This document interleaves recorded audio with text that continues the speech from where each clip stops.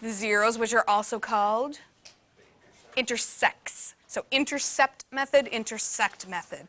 Which one would you like to try first? Because we're going to try one of each because there's 2 questions. That just creeps me out and disturbs me so much. And I know that's Mr. Weiss because of his walk. I just know because the way he's walking, it creeps me out a little bit. Yeah.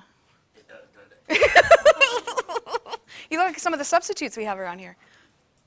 A little bit, yeah. That's very creepy, Mr. Weiss. Very creepy. I haven't seen Mr. Rafter yet. What is he today? Mr. Clean. Oh, that's a good one. We kind of went to extremes. That's nice. And I haven't seen Miss Maddie. No. Have you been to Mr. Livy's room yet? Creeps me out a little bit. Yeah. Yeah, it creeps me out. He had to buy those shoes online to get them that big. I got a son who probably would have Oh, wow. I got a son who's 21. Wow. I see the rulers are being passed around. Never mind candy, I should have given out rulers. Thanks for popping in. I'm kidding.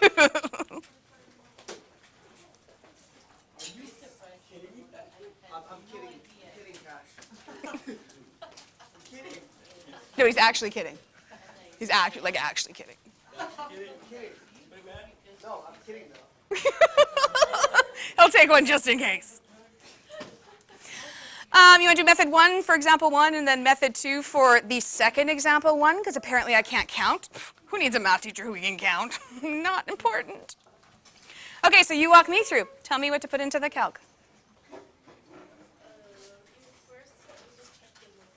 Okay, check the mode. Now think, use a little bit of logic. Do we actually need to check the mode here? So when does the mode matter? When you're using radians, and for what kind of equations do you use radians or degrees? Not these ones, yes. More specific. What was our first unit? Trig. So if it's not a trig equation, the mode will affect nothing. Okay, so tell me what to put into y1.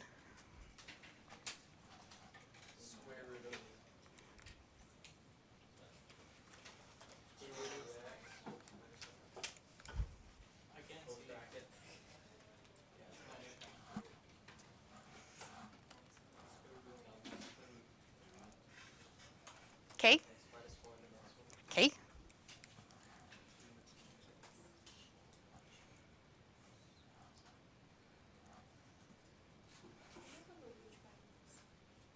This is for a negative, this is for subtraction. And if you use the wrong one, the calculator will tell you. Okay, now what? Ooh. Better? Okay, now what? Zoom.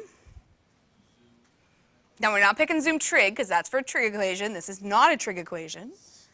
Standard. Ooh. Ah. What's the first thing we have to do? Just sketch it.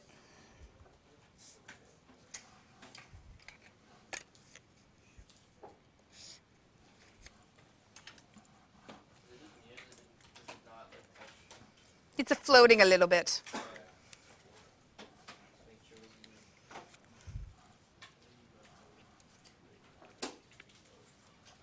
So that's going to get us the first mark out of 3. What's the second mark going to be for?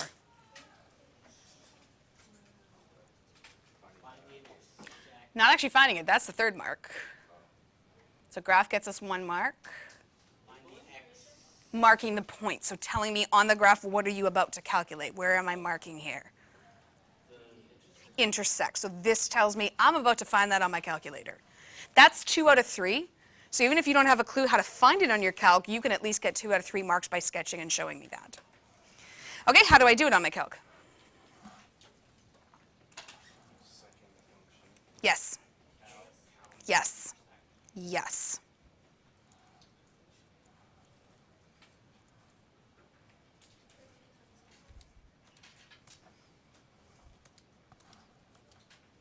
and not doing anything. Yeah, sometimes you just need to move it. So because that little radical graph wasn't quite on the origin, the point didn't know what to do. So I just moved it around until it was off. Are there rounding instructions in the question? So this is one reason that I really like the highlighter or the circle method, because what's going to happen on the exam, you're going to read calculator, and your brain's going to jump to the equation, and you're going to jump and solve it. And what happens if you don't slow your brain down to read everything, you might miss these instructions on the end. So by using the highlighter or circling, what you're doing is slowing down your brain and training it to read every single word. So instead of just seeing calculator equation go, you come all the way to the end and you see the rounding instructions. It would be a half mark off per question that you round in correctly on the exam. So you could lose up to 10 points just because you're not reading the instructions. Final answer is x equals. What about y? Do I care about y? Why not? Because it's not in the equation. Question doesn't ask about y. It doesn't say what point does it cross through. We're just solving for x. That's 3 marks right there. If you just gave me that, what are you getting? 1 out of 3 marks. You're getting 33% on the question just because you gave me that. Questions over. Okay, let's do the second method for number 2 or the second number 1.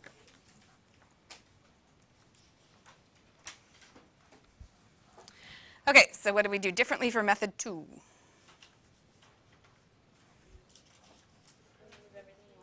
Okay, do you want to move to the left or move to the right?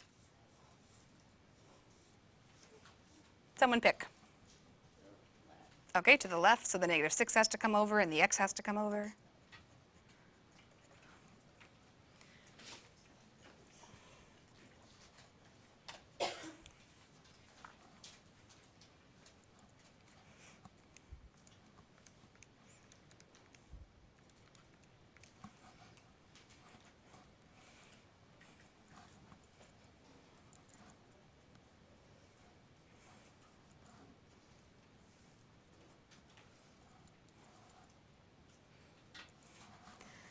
Like it? Okay, what am I going to press now?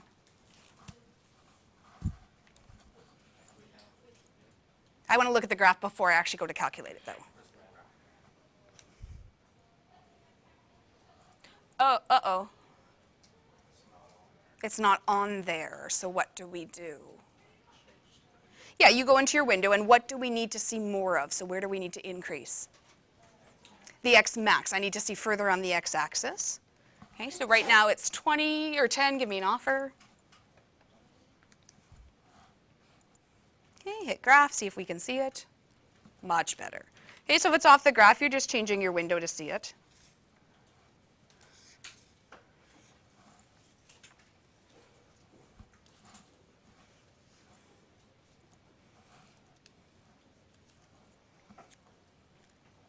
What are we about to find? So what do I need to tell the marker for my second point? What are we finding? X-intercept.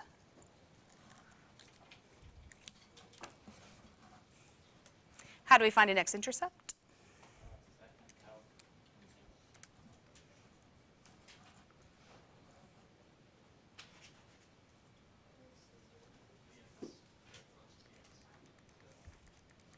So where do I want my cursor to be? That's okay.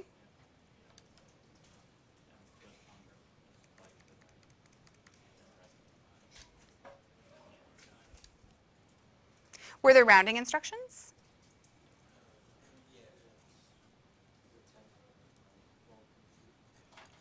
Offer of 12.2? What about the y equal to 0?